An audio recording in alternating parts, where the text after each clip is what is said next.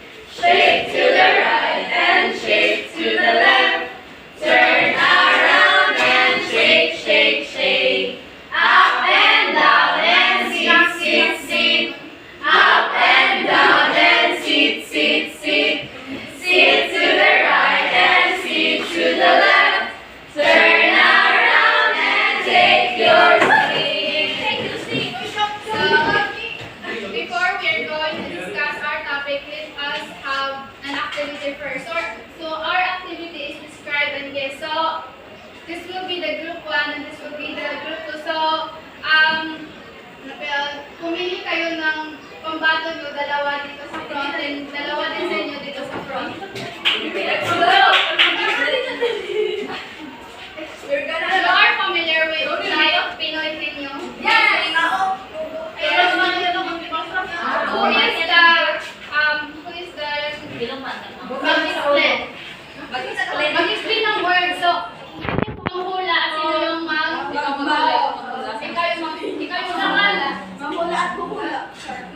at mag-describe ng word na manghula at after. Ikaw? So, sino sa... Pagkasunod, you have a chance to...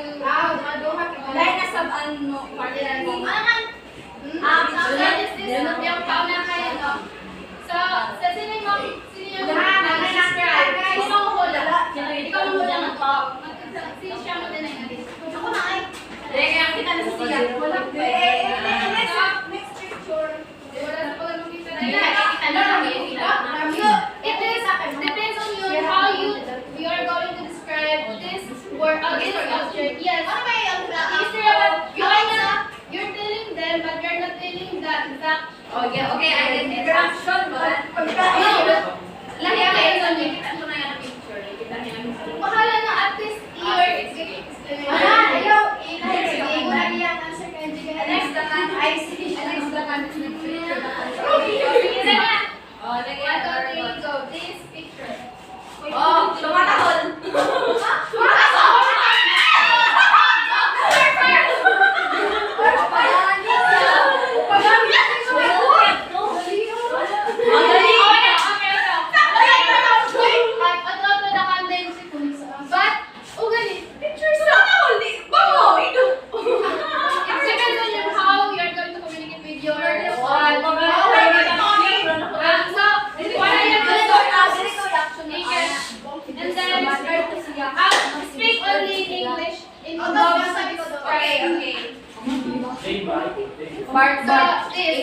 English speaking minus daw kasi lang mo Tagalog ka mo red. It is red. What na ako kakane? Okay na. 1, 2, 3 go. Red breakfast red. No. Red breakfast.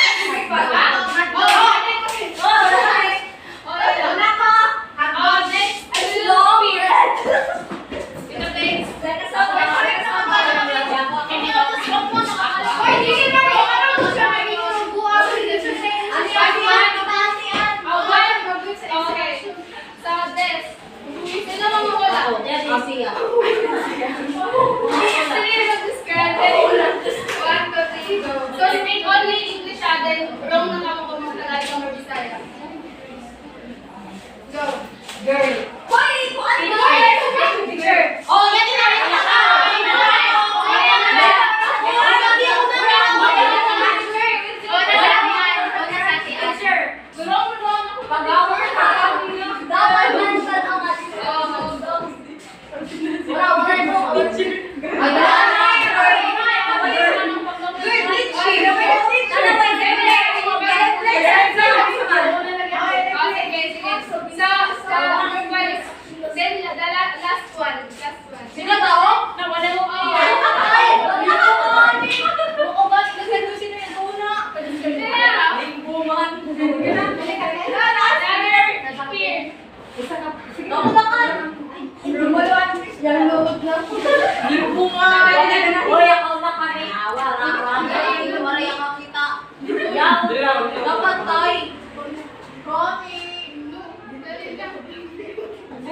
Basta speak in English.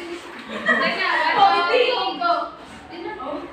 Okay, let's go na. Oh, 1, 2, 3, go. It is a rice and ano kinakain.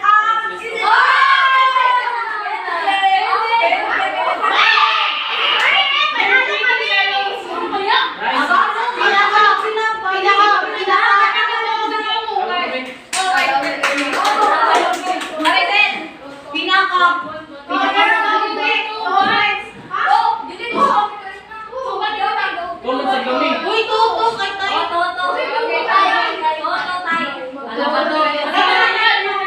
Move on. So later we will know what is the importance of our activity regarding my topic for today. So my topic is teachers' role in promoting oral language and vocabulary development. So in your own opinion, what is the role of teacher in promoting vocabulary and development? Before we proceed, if you have already have opinion about this topic. Yes. May I call Maria? Just your brief thoughts about this. Teacher role in promoting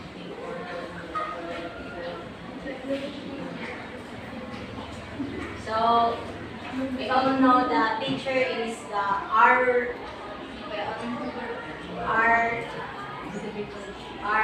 source of knowledge, diba? So, by teaching us, we learn more about oral language and vocabulary development. Our vocabulary is more, if pagtuluan kita ng mga teacher is mo improve kita about sa vocabulary of one. So as a future teacher, so kita ng mga teacher is ato students is ato sila tudloan step by step ba para maka-learn dili ka sa maka-learn sa writing skills, also maka-learn isa sila sa oral language and vocabulary. So, yes, Miss Maria have a point. So, please give 5 claps to Miss Maria. So, let's go deeper to understand what is in the topic. So, first is oral language. Please, can you read this book? Spoken words express knowledge, ideas, and feelings. So, oral language is like me. I am, yes, verbal. I am saying these words or those words through my mouth. So that is oral language. The words that we express through our mouth and share ideas and express our feelings. So that is oral language. Now, in vocabulary development, focus on expanding and person's repertoire or words and understanding of their meanings, usage, or relationships. So vocabulary, we don't know how we have this enough knowledge about vocabulary. So vocabulary is how many words that we know, or our capacity, our knowledge about words, or how many words we know.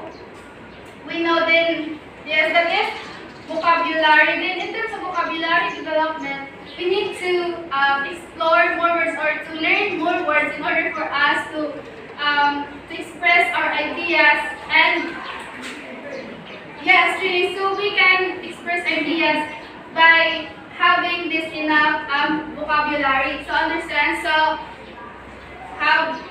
add more. So next is so in my topic is all about listening and speaking language. So first is listening vocabulary. Listening vocabulary, words children listen to and understand when we use oral language. So listening vocabulary, when a child can really listen to a word. So in Romulus report, ano yung Romulo na yung dapat ma-familiar muna ng isang bata yung mga words. Phonetics. So that phonetics is that a child can identify the letters. The letters. So he or she can understand. So in this listening vocabulary, a child already familiar with letters. So he can or she listen the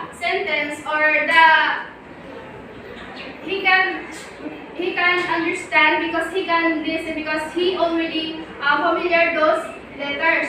So in speaking language, speaking vocabulary refers to the words a child can use when speaking. It's a crucial part of language development, allowing children to express themselves, communicate their thoughts and ideas, and engage in meaningful conversations. So speaking language is how we communicate with our peers, how we speak, how we deliver our speech, or how we speak or share our ideas and express our feelings. That is speaking language. We communicate, we speak, or we express our ideas.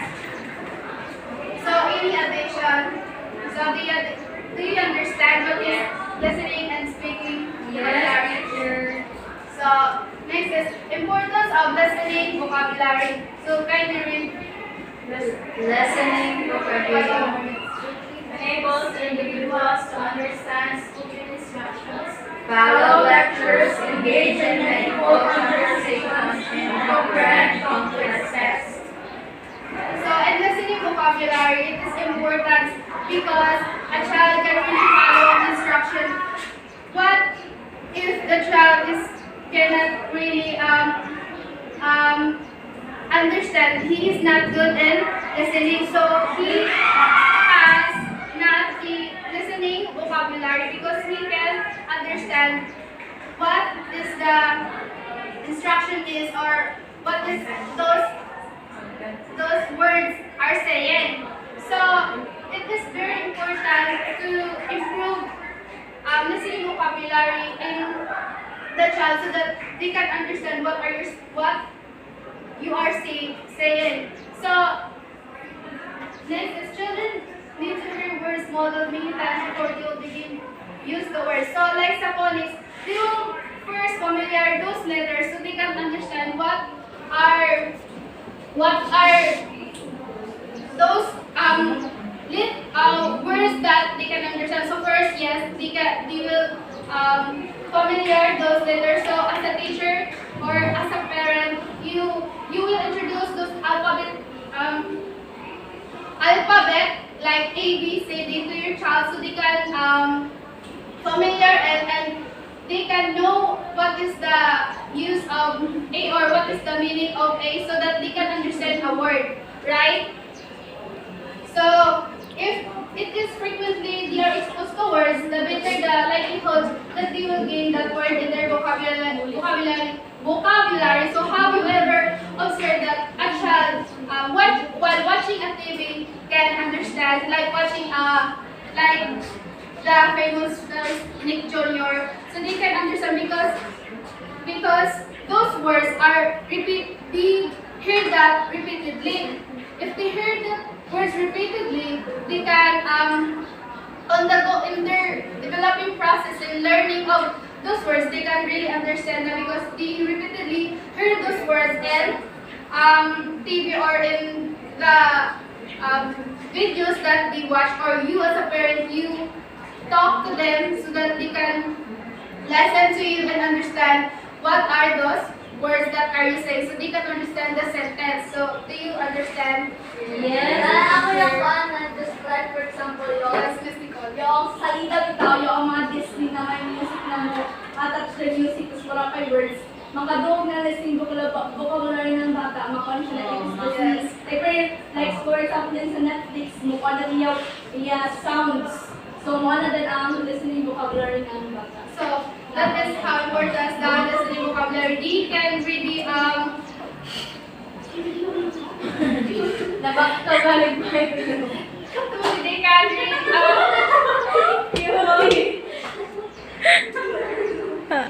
Panamin. Panamin po hers. oh no. Like dito, hindi mo klaro na. Kaya pa na later. Hindi na namin tama pa. So that is how important listening vocabulary is because a child can really familiar those words and they can understand it when they hear it. So yes, understand? Yes. So importance of speaking vocabulary. So please can you read it? Communication and connection allows children to share their feelings, connect with others, and build relationships. Social interaction. A strong speaking vocabulary enables students to participate in social activities, make friends, and navigate social situations. So, in speaking vocabulary, yes, communication and condition, it allows it allows students to share their thoughts because they're going to communicate with their peers, and then you already have this listening vocabulary skill, and then now you and that child is already understand those words, so now he can speak or he can deliver his or her ideas properly because he understands those words. So now he can expand it and he can deliver it to speak or to communicate with his peers so they can understand and communicate well. And then social interaction. So it is very important, no, social interaction in terms of speaking vocabulary. So a child, as a teacher, we need to engage them in social interaction with their peers because with that, in our activity earlier, I provide pictures so that you describe and yes. So if you use speaking, right? So you understand, you communicate with your peers. So by that, in social interaction, you will improve your communication skills and you will improve your communication skills because you're engaging with your peers. So cognitive development, using words help children develop their thinking skills, problem solving abilities, and creativity. So speaking vocabulary, they can enhance also their cognitive development because using words helps children develop their critical thinking skills because a child has this enough knowledge can really develop their cognitive because they already know those words, right? They can understand and deliver it properly and use that word properly. So by that, they can critically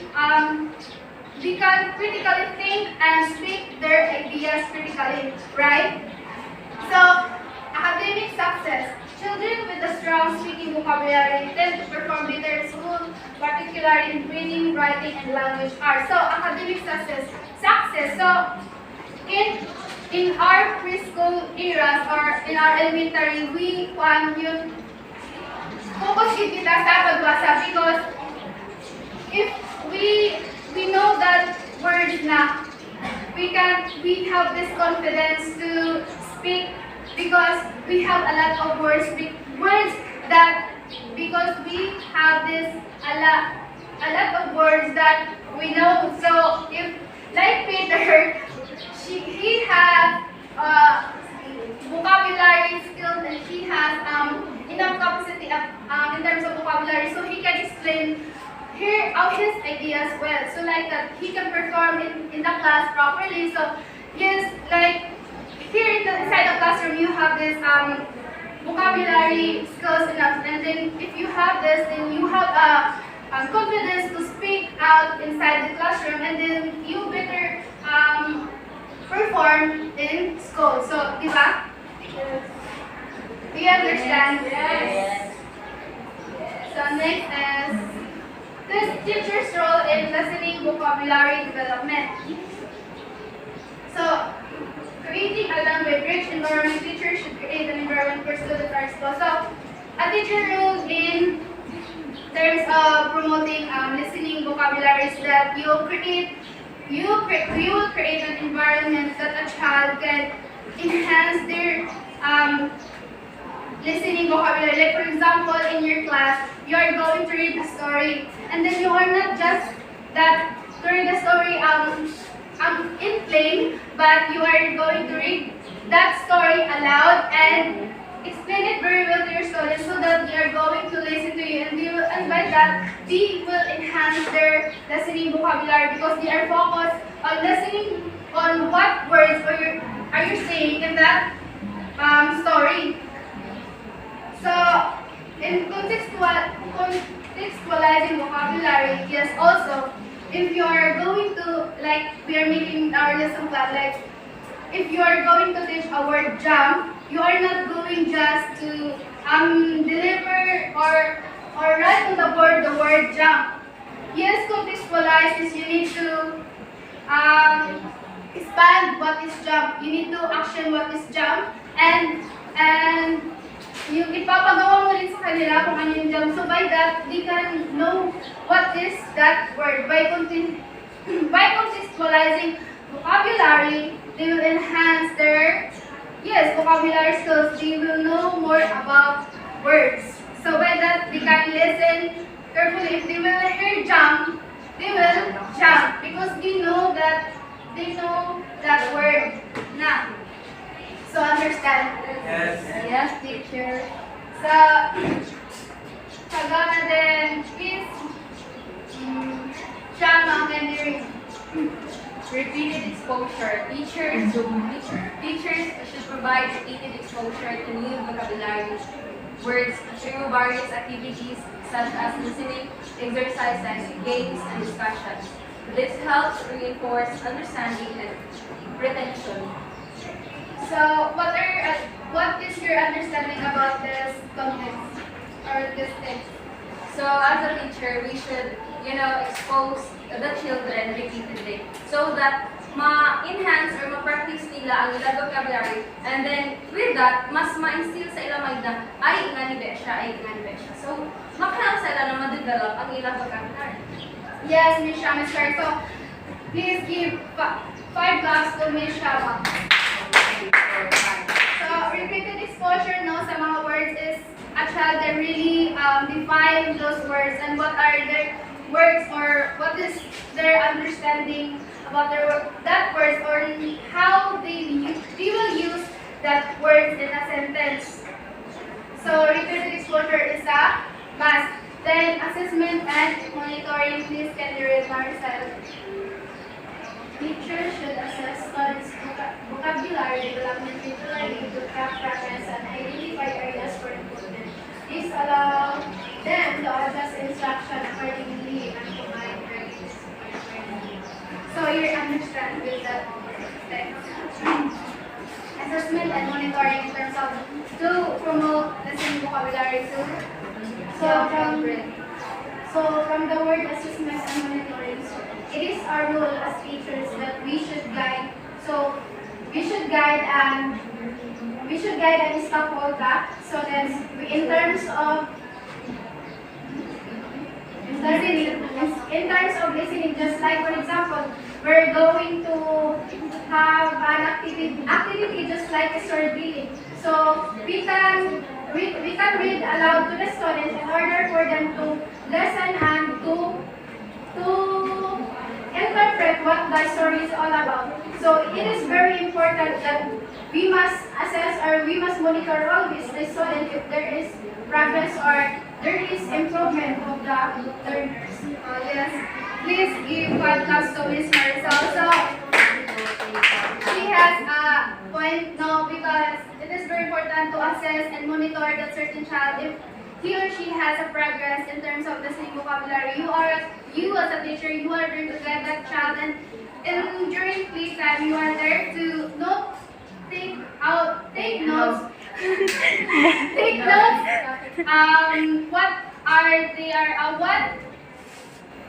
they going or ano yung ginagawa nila, kung paano sila nagkikipag-communicate, kung paano sila yung nakikinig sa kanilang kasama kung nagsasalita, kung nakikinig ba sila o nakakaintindi ba sila ng mga sinasabi kapag naririnig nila.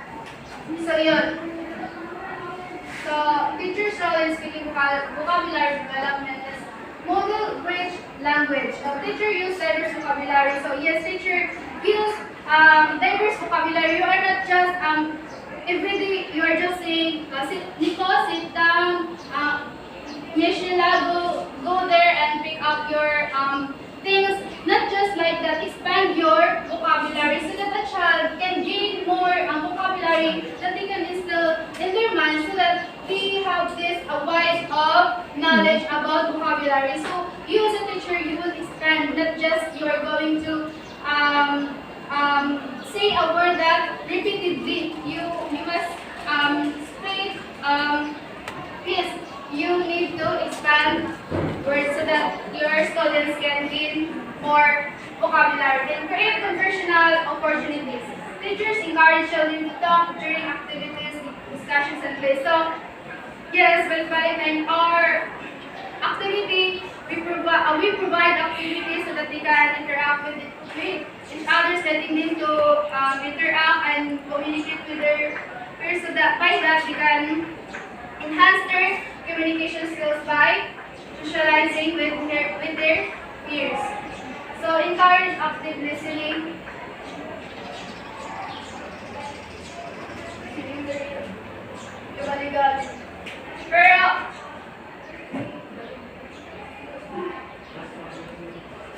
Pero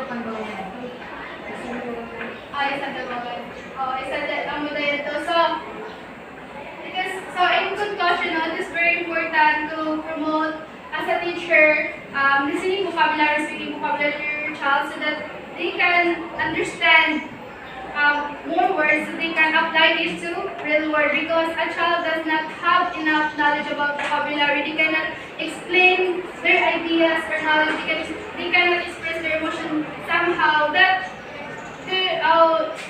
merong mga introvert because they don't know how to communicate with their peers. So you as a teacher, you must encourage that certain child to engage with his peers so they can improve their communication skills, so to improve their speaking vocabulary. And then you as a teacher, you need to teach them very well so that they can enhance their vocabulary, right? So in listening vocabulary, you as a teacher, yes, to promote it, you need to promote that so that the child can understand the words if we have this listening vocabulary skills. So, any addition or questions about this topic? None? So, thank you.